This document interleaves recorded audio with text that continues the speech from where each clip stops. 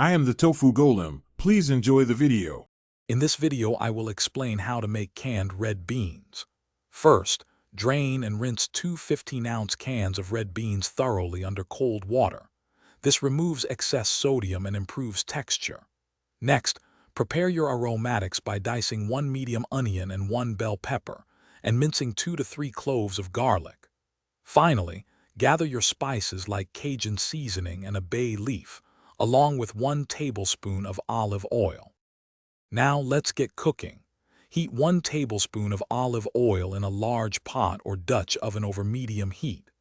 Add your diced onion, bell pepper, and minced garlic, cooking for about 5 to 7 minutes until they soften and become fragrant. If you're including sausage, add about 1/2 pound of sliced andouille sausage now, browning it for 3 to 4 minutes. This builds a flavorful base for your beans. It's time to bring all those delicious flavors together. Stir in 1 teaspoon of Cajun seasoning, 1/2 teaspoon of dried thyme, and a bay leaf, ensuring everything is well coated. Next, pour in your drained red beans, 1 cup of vegetable or chicken broth, and 1/2 cup of diced tomatoes. Bring the mixture to a boil, then reduce the heat, cover, and let it simmer for 15 to 20 minutes. This allows the flavors to meld beautifully.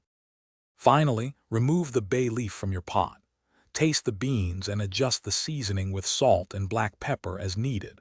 For an even creamier texture, you can mash about 1/4 cup of the beans against the side of the pot. Serve your delicious red beans over rice, garnished with fresh parsley if desired. Remember to check the description below for a link to this recommended book and other great deals.